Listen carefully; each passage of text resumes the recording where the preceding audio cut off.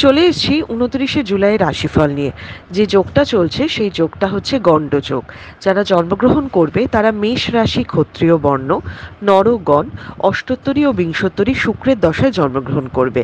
দুপুর ২:২৮ পর জন্মগ্রহণ করলে রাক্ষসগণ অষ্টোত্তরী ও বিংশোত্তরী রবির দশায় জন্মগ্রহণ করবে। যদি কারো মৃত্যু ঘটে সে মৃত্যুতে কিন্তু কোনো দোষ নেই। দুপুর ২:২৮ পর মৃত্যু ঘটলে দ্বিপাদ দোষ পাবে। যে সময়টা কাজকর্ম বা সব কিছুর জন্য ভালো সময়, সেই সময়টা হচ্ছে সকাল ৬:৫৮ থেকে ১০:২৪, আবার দুপুর ১২:৫৮ থেকে ২:২২ এবং সন্ধ্যে ৬:৫২ থেকে ৯:০৫-এর মধ্যে। আপনি যদি মেষ রাশি, মেষ লগ্নের মানুষ হন, একটু কাজক্ষেত্রে সুনাম বা আপনার নিজের কাজের জন্য বন্ধুদের কাছে অ্যাপ্রিসিয়েট হওয়া সেটা তো হবেনই, কিন্তু টাকা পয়সা নিয়ে একটা টানাটানি কিন্তু দেখাচ্ছে মেষ রাশির মধ্যে। আপনি যদি বৃষ রাশির মানুষ হন, তাহলে কাজকর্ম বা ইনভেস্টমেন্টের জন্য শুভ হলেও কোনো হঠকারী কাজ বা সিদ্ধান্তের জন্য আপনি কিন্তু পরে অনুতপ্ত হবেন। তাই একটু ধীরে সুস্থে কাজগুলো করুন। আপনি যদি মিথুন রাশির মানুষ হন, তাহলে কিন্তু আপনি নিজের প্রাপ্য থেকে বঞ্চিত হতে পারেন, চিন্তা বাড়তে পারে এবং যে কোনো কাজের জন্য আপনার কিন্তু স্ট্রাগল হতে পারে।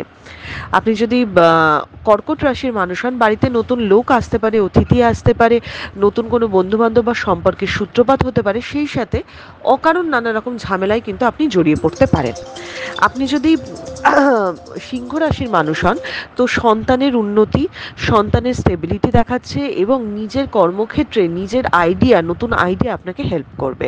আপনি যদি কন্যা রাশির মানুষ হন, তাহলে কাছের বন্ধুর সাথে দূরত্ব হওয়া, এটা একটা দেখাচ্ছে মনোমালিন্য হওয়া, এটা দেখাচ্ছে নতুন কোনো ভেঞ্চারও আপনি শুরু করতে পারেন। আপনি যদি তুলা রাশির মানুষ হন, আজকে যে কোনো ইনভেস্টমেন্ট আপনার জন্য অশুভ এবং তুলা রাশি কিন্তু নিজের কাজকর্মের দিকটাতে ভীষণ ক্যাশুয়াল থাকবে, এটা তার ক্ষতির কারণ হতে পারে।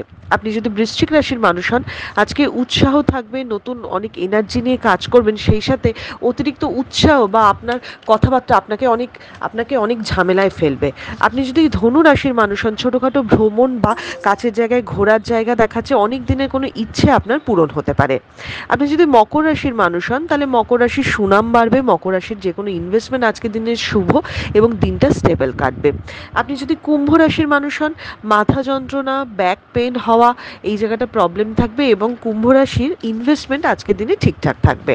আপনি যদি মীন রাশির মানুষ হন, তাহলে কোনো উল্টাপাল্টা সম্পর্কে জড়িয়ে পড়া, সেখান থেকে মানসিক ক্ষতি হওয়া বা বদনাম হওয়া, সেটা দেখা যায়, তবে নতুন কোনো কানেকশন বা যোগাযোগও কিন্তু তৈরি হবে মীন রাশির ক্ষেত্রে। এটা ছিল মেষ থেকে মীন রাশির একটা ওভারঅল রাশিফল। আপনাদের দিনটা শুভ হোক।